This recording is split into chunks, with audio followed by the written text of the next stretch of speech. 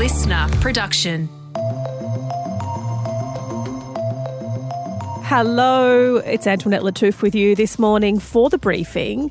So right now, we're in the midst of a technological revolution with the rise of AI. Robots are going to run the world, we're told. And of course, there's a lot of speculation that AI is going to replace a bunch of our jobs. But what if it created jobs instead? Large language models are a technology that's going to change everything. They are incredibly powerful. We were at a time a bit like the internet in 1995. You've got this technology, you know it's going to change everything, but you're not entirely sure how. That was CEO and founder of AutogenAI, Sean Williams. So in the second half of this morning's episode, Simon Beaton sits down with Sean to find out what it's really like to be working at the forefront of the AI technological revolution and where this tech will likely take us into the future. But first, Simon joins me for the headlines. It is Wednesday, June 12th. Hi, Antoinette. So many around the world are asking when will the bloodshed stop in Gaza, and we may be getting a little closer to it. So Hamas has accepted a UN Security Council ceasefire resolution and is ready to negotiate over the details. That's what a senior Hamas official told Reuters overnight. So this was a resolution proposed by the UN. It includes withdrawal of Israeli troops and the swap of hostages for thousands of detainees held by Israel. But Israel has vowed to persist with its military operation in Gaza, saying it won't engage in negotiations with Hamas.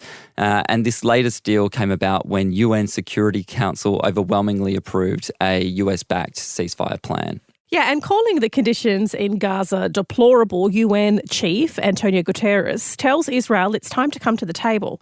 Israeli attacks have killed 40 Palestinians and wounded 120. That's just in the last 24 hours. And on X earlier this week, and also in response to the 4 Israeli hostages rescued while 250 Palestinians were killed, Francesca Albanese, who is the UN Special Rapporteur to Palestine, wrote, Israel could have freed all hostages alive and intact 8 months ago when the first ceasefire and hostage exchange was put on the table. Yet it refused in order to continue to destroy Gaza and the Palestinians as people. So, Simon, while this is a welcome development that the UN has backed a largely US plan and that Hamas seems on board, by all measures, it seems unlikely to get up. Yes, it does, but I'm still hoping that maybe something happens. Hunter Biden, the son of US President Joe Biden, has been found guilty of all 3 felony charges that he was up against. So this all relates to a revolver that Hunter bought in 2018 and owned for 11 days. The gun was bought from a licensed dealer, but Hunter lied on the application form when he stated that he was not a drug user. He could be imprisoned for up to 25 years, though it is unlikely that he'll get that given that this is his first offence. Yeah, and the US president released a statement where he said, I am the president, but I'm also a dad, which I think is fair enough. Just because you hold office doesn't mean you have children who may not have addictions and other problems. He said that he and his wife loved his son, but he'll accept the outcome of this case and that he'll continue to respect the judicial process as Hunter considers an appeal. So this is the first child of a US sitting president to be convicted of a crime. Like, it doesn't seem that bad, especially off the back of Trump, a presidential candidate, likely president, being convicted of multiple crimes. Hunter also has an upcoming court case in California to face tax charges. Here he's pleaded not guilty.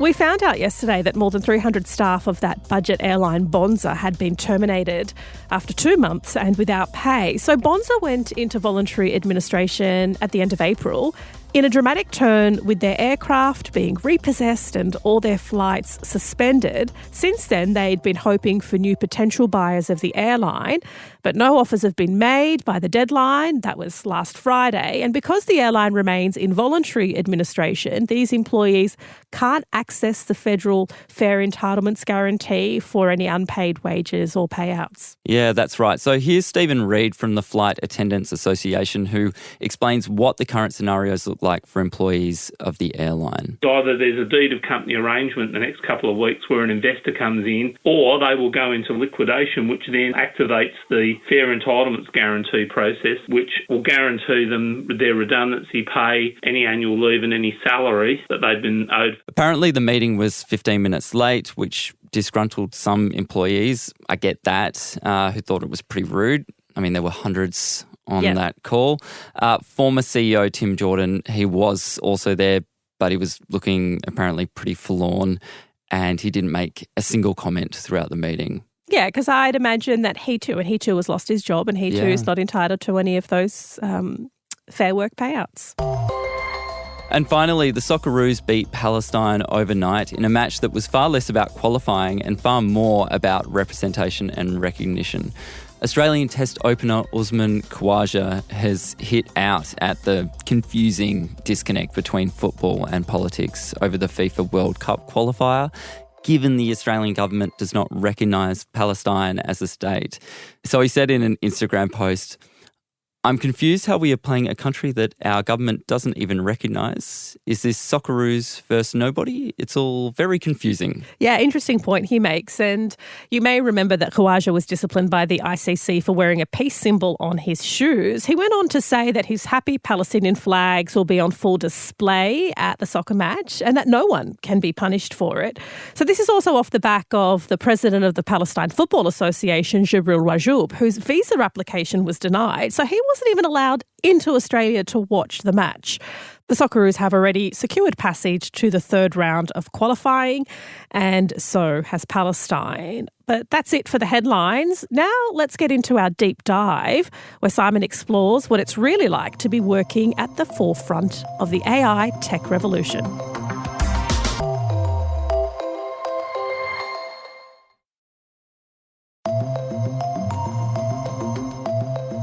There's a lot of talk about AI taking our jobs, but what if we made it get us jobs instead? Well, that's the premise of UK-based AutogenAI, a rapidly growing generative AI company that went to market 6 weeks before ChatGPT. It develops software written by a team that includes historians, psychologists and philosophers to enable clients to write winning bids for tenders, contracts and proposals. Now it's launching in Australia, but is it just going to make big companies richer by taking bigger slices of the pie? And could it just put bid writers out of business completely? Today, AutogenAI CEO and founder Sean Williams is here to answer our questions. Hi Sean, thanks for joining us on The Briefing. As simply as you can, take me through how AutogenAI actually works. What does it do? So we use large language models, modern generative artificial intelligence and some other natural language processing techniques to help organisations win more work and to do so more efficiently. So we've got a piece of software that helps write bids, tenders and proposals. Think of it a bit like Excel, but for writing. So with Excel, if you're building a financial model, you're going to have an accountant, you're going to be putting in figures, but it's going to be doing all of the heavy lifting of the adding up, multiplying, checking, all of those kind of bits and pieces. So with our software, if you think of that as a linguistic engineering task, I'm going to want to talk to proof points. I'm going to want to maybe find evidence from where we've worked with customers in the past. I'm going to want to try and find newspaper articles potentially, and I'm going to want to retrieve all of that information from public and proprietary sources. So read very, very fast everything we've previously written, everything on the internet, find the relevant evidence, and then have that as a human in front of me so that I can then select which evidence. So a very important concept, human in the loop in artificial intelligence, to be able to make my argument. So this is for companies that win business by writing proposals. So when you were designing this software, you had linguists, historians, neuropsychologists and philosophers kind of helping out. What role were they actually playing? Yeah, I mean, again, if I'm sure all of your listeners have played with something like ChatGPT, it turns out with large language models, it's really easy to get them to write poems about naughty squirrels who are going to the moon. But as soon as you try and do something very specific, where there are very clear rules of the game, that's when the large language models, actually, a lot of people bounce off them. I heard one statistic that 90% of ChatGPT sign-ups are no longer using the system. So that's around understanding language, actually a field that we invented called linguistic engineering. So if you want to know what makes good evidence, well, actually, that's a historical question. That's historiography, kind of people, why do I believe somebody's diary, which they didn't think was going to be published, more than an article they wrote in the newspaper or a speech that they gave in Parliament? Well, there's, that we give different epistemological privilege. We believe certain sources more than others. And it turns out that isn't a technological question. That's a historical question, actually, in this instance. When I read something, what persuades me, what sort of goes past some of the rational bits of my brain into the limbic system and other kind of bits where humans are making decisions. Well, again, this is quite well understood. Cicero was writing, about this centuries ago. So I often say it's slightly tongue-in-cheek, but we read as much Cicero as we read Turing because, of course, we're interested in how we use technology. So now that you've found all of that information out, if you were to design a new AI software, would you still need to go through that process again, or would you then use what the AI has learnt to kind of inform that? I think like any science, when we talk about linguistic engineering, we talk about it as a new practical applied science. Like any science, it builds on the past. So we certainly wouldn't be discarding the learnings that we've made, we'd be building on those learnings. But I think the key thing here is that large language models are a technology that's going to change everything. They are incredibly powerful. We were at a time a bit like the internet in 1995. You've got this technology, it's going to change everything, but you're not entirely sure how. And there won't be one way the internet changes everything. You won't go, I've already got an internet. You've kind of misunderstood the internet, and it's a general purpose technology like electricity, like large language models are. So there's going to be hundreds, thousands, tens of thousands of applications built on this fundamental general purpose technology, which are going to do all sorts of things. You're over here visiting from London. Why come to Australia? Why would you want to set up offices in Australia? Well, Australia's a fantastic place. We were talking before the podcast that I'd, sort of at the beginning of this month, I was in Perth and then a few days in Melbourne and now here in Sydney. And I'm going to spend some time on the Gold Coast. So, a good excuse to come to Australia is always a good excuse. But more seriously, this is a very sophisticated procurement market, particularly business to government, but also business to business. So there are a lot of similarities between the way advanced democracies purchase services, and they tend to do that through the written word. So our software is particularly relevant for people, small suppliers, medium suppliers, and indeed big multinationals who are supplying state governments, federal government. So Australia is a very natural place for us. Is it hard to stop the software from hallucinating, meaning that it isn't truthful, it's making stuff up? So we encountered hallucination before it was called hallucination, because one of the great things about working in AI is you're really at the cutting edge of a number of new developments that are happening. So when we first encountered the hallucination problem, it wasn't called hallucination. I said to my head of research and development, James, we've got to solve the problem. We can't have people putting in tenders to government or tenders to other businesses with stuff that's factually inaccurate. And he said, no problem, Sean. I can solve that for you. Can you just give me a quick 2-sentence definition of truth? And I said, okay. Well, humans have been debating this for a few thousand years. So I came up with something which wasn't a very good philosophical definition of truth, but was a good definition of truth for the linguistic task that we're doing, helping people write bids, tenders and proposals. And so our definition of truth for this purpose is something is true if you can show where the source or sources came from to make the claim, and if a human decides whether to believe those sources. Wow, okay. So let me give some real examples of that. So if you ask our software, tell me why the Earth is flat, our software will come back and tell you the Earth isn't flat. It will tell you that it's a spheroid, obloid. I think that's right. But it will tell you, here are the 20 sources that we looked at. And here's the 19 that say that the Earth is round. Here's the one that says the Earth is flat, and you might want to think about why that source is an outlier. And again, notice there's some very deep layers of notions of truth here. Some sources we trust more than other sources. There's all sorts of notions of truth that you need to build in. But it turns out what is truth is a philosophical human problem rather than a tech problem. Actually, you need to solve that problem first, or at least solve it in a limited capacity like we have for the work that our software does, in order to be able to then solve it technologically. And hallucination generally in large language models is a feature, not a bug. It's the imaginative power. The power to make things up is actually very important for humans. If I'm saying, how have you delivered this service in the past? That has to be truthful. So that has to say, this is how we've delivered it. I need to read previous bids, tenders. I need to read my annual report. I need to find out how we have actually done it in the past. Talk about that. If I'm instead asked the question, how will you support customers in the future? Well, actually, then creative is good. Actually, I do want to be making some things up because I am now creating the future. I'm now coming up with new ideas about how we're going to do this.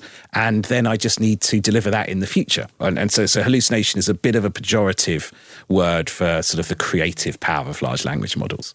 The creativity, the hallucination is a feature if used in the right places and if given enough guardrails, which is exactly what we do in our software. In Australia, there's been a backlash to the conduct of the big four consulting giants, PwC, KPMG, EY and Deloitte, following a scandal in which PwC was found to have leaked confidential government tax plans to clients to help them avoid the laws.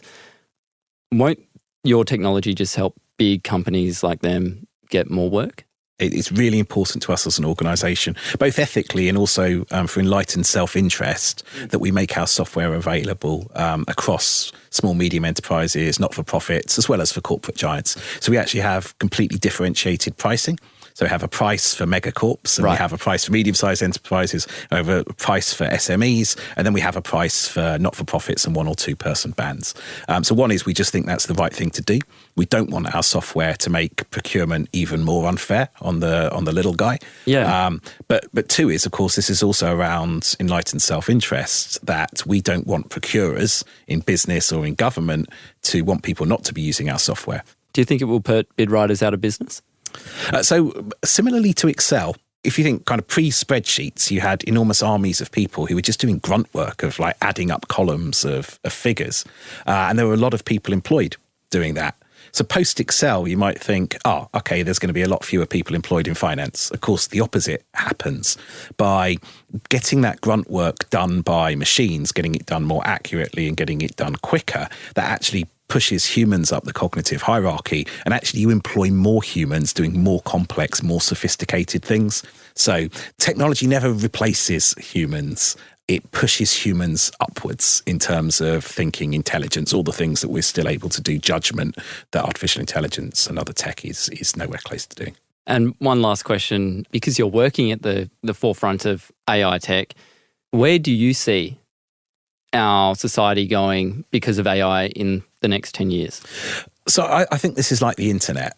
So it's going to change everything, but also it's not going to profoundly change humanity. Humans haven't changed in thousands of years. We are creatures that want to talk to one another, that want to interact, that want to have goals, that want to stay healthy, that want to be happy, that want to have families. That the humanity isn't going to change.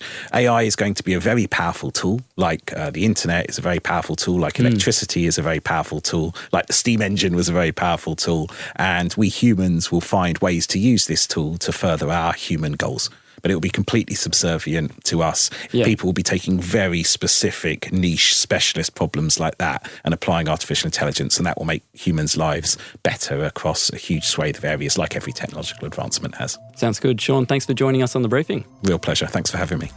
That was Sean Williams, CEO of AutogenAI. Thanks for listening to this episode of The Briefing. Before you go, though, we'd love it if you could share this ep with someone you think might enjoy it.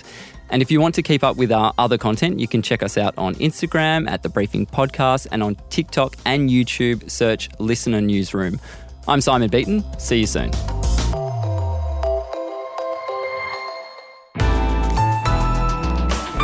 Listener.